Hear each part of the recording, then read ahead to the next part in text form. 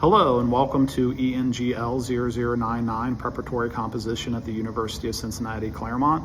My name is Mr. Ruoff, and I'm well aware, after many years of teaching asynchronous online classes, how important it is to mirror some of the benefits of a face-to-face class. So here's my face. I do record videos throughout the semester to try to help you along your way. So this is a welcome video, but it's also kind of providing an overview of the class and some important points so that you find success this semester. So go ahead, if you haven't already, and open the syllabus, and the first thing that you will see is my email address, very clearly provided. Emailing is like raising your hand in a face-to-face classroom. Email me if you have any questions or concerns about an assignment, about a future assignment, about something you're working on, a specific point that you're confused about, and I will email you back. I will answer your question as if you are standing right in front of me after class, or you're sitting at a desk and you're confused about something in a face-to-face environment. So I will get back to you and I'll make sure that there's some clarification. I also have office hours on Wednesdays from 7 to 7:30 through Google Meet. There's a Google Meet calendar link on the syllabus. All you have to do is click on it or copy and paste it into your toolbar, search bar, and then you will be able to set up an appointment. Sometimes it's better to discuss things face-to-face instead of playing email tag. So if you want to use email, great. If you don't, sign up for office hour meeting through Google Meet and we'll handle it. The purpose and outcomes of the course are listed clearly, and for every assignment I link back. So there's a clear line between the course description, the purpose, and the learning outcomes through every assignment and everything that we're going to do, because the goal is to prepare you so that when you leave the class you're successful in ENGL-1001, which I also teach. Okay, so if you scroll down, we can talk about the course progression. So the first thing that you're going to write is a narrative essay, and it's about you. Then we move on to a rhetorical analysis, which is breaking down a published writer, a professional writer's essay/article for rhetorical technique, which at its most basic is purpose, audience, logical and emotional appeals, and credibility. So the goal would be, we break down a professional piece of writing for those things, keeping, why did they write it? Was it to inform, to persuade, to entertain, a combination of two or all three, which is the dominant one? Who's their intended audience? Who are they writing for? If it's persuade, who are they trying to persuade to do something? How credible is the writer? Some writers have credibility through their background, their education, through their job, and some people have credibility through the more knowledgeable others they quote from and reference in their writing. So that's something that we're going to talk about. And then logical appeals are facts and statistics, and emotional appeals are loaded words and ways that you can kind of emotionally get people either fired up or involved in what you are writing so that you are more able to persuade them to do what you want to do, which could be do something actively or think a certain way or vote a certain way. The point of that, though, is to then use that information to be more conscious of choices we make as writers when we move on to the argumentative research essay. So you'll be doing a little bit of research, writing an argument essay, using that research from more knowledgeable others to build your credibility on the topic that you're writing about. So each thing kind of moves from one to the other. So we're starting with the narrative essay because it's about you and it gets us thinking about good writing. And then we move into the rhetorical analysis so we can kind of learn the tools of what good writing is, and then move that into the argumentative research essay so we can practice some of the research skills that are going to be important as you move on to ENGL-1001. All right. Outside of that, and there will be a video for week 1, so I'll get more into that assignment in a different video when you click on that module. But some things to keep in mind: there is a late work policy, which I hold 100% consistently, so make sure you're aware of that. It's not that I don't accept late work, it's that there's a deduction, and you have within a week of the original due date to turn it in. But after a week, you're not able to turn in late work anymore, so be aware of that. One way to get around that would be to put all the due dates and times in your phone and your calendar with alerts. That's one way I'm able to stay on track with a lot of the different things. I know we're all busy, I'm busy, you're busy, and this class might not be the only class that you're taking. And you might have work responsibilities, family responsibilities, things like that. So keep that in mind. I try to keep that in mind.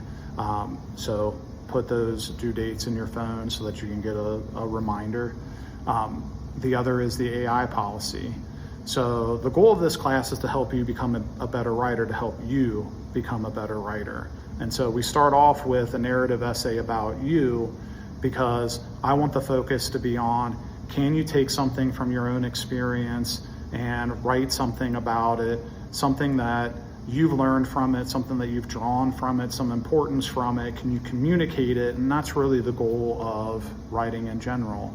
Can I communicate to my audience a specific purpose? And that leads us into the rhetorical analysis and then leads us into the argumentative research essay. So everything is connected. But anyway, the AI policy is, I want you to do your own work.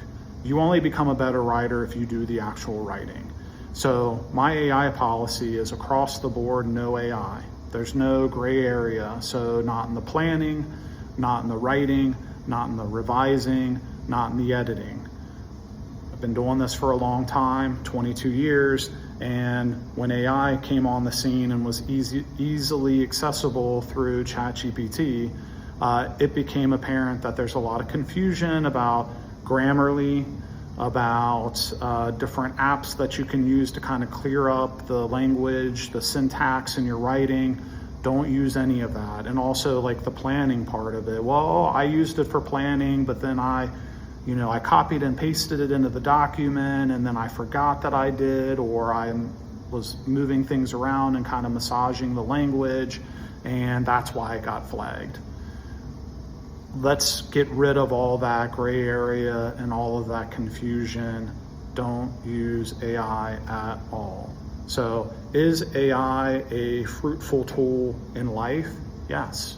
Over the summer, I actually built an addition onto my deck. It was already 10 feet by 10 feet. I extended it another 10 feet by 10 feet. I was involved. I'm not gonna say I built the original. I did, but my father-in-law, much more knowledgeable than I am. I helped and I saw how he did it. And I had obviously an idea based on watching him how to do it. And when I came across anything that, was questionable, or am I remembering this right? Rather than calling him, I just went on ChatGPT and kind of looked up stuff and was led in the right direction. There are uses of ChatGPT, 100%. So I'm not saying ChatGPT bad, AI bad, and honestly, this all factors into what we're gonna talk about when we talk about argumentative research. It's not all black and white. You're not gonna make an argument that says technology is 100% good or technology is 100% bad. You can't argue that AI is 100% good or 100% bad, which leads us to why you need an anticipating counter arguments paragraph. You also have to make concession statements. Concession statements is where you say, there is a positive. If I'm gonna argue the negative, there are some positives to ChatGPT. I'm gonna also try to anticipate an argument you might have while you're reading my essay about the negatives of ChatGPT, where you're scratching your head and you're going, but I use it for this, and that's great. That helps me out tremendously. And then I'm going to write about how maybe the negatives outweigh the positives, or ways that people can use ChatGPT more mindfully so that they're not using it in a way that subverts like real learning or critical thinking, things like that. What that helps is makes a more complex and sophisticated argument. But anyway, just feel like I need to connect that. Don't use AI in the class. That is the answer. So when you sit down to do your writing for this class, it should be you using whatever tools I'm providing you, and your thoughts, your ideas going into the writing. If you need any help beyond that, email me, set up office hours, use the Writing Center on UC Claremont's campus, things like that. But the goal would be you improve your writing. I guess a good analogy would be, I like to run and I like to work out, lift weights. It's just something I try to do to be healthy, not try to be like Superman or anything. But if I sit at a machine at Planet Fitness and, well, let's just say I go to do bench press. Let's take the, stereotypical, you sit with the bar, and I use a forklift to lift the bar. Am I gaining anything? Am I improving? Not at all. I'm not even breaking a sweat. So AI is like bringing a forklift to the gym. It can definitely handle the weight, but I'm not getting anything from it. And it might make it easier, and I might get done faster, and those might be positives to me, but it doesn't fit the learning goals. So if my goal is to be healthy, it's not going to make me be healthy. And if the goal of this class is to help you so that you succeed in ENGL-0099 or writing in general or writing in your life or your future classes, it's not accomplishing that if you don't participate in the actual learning process.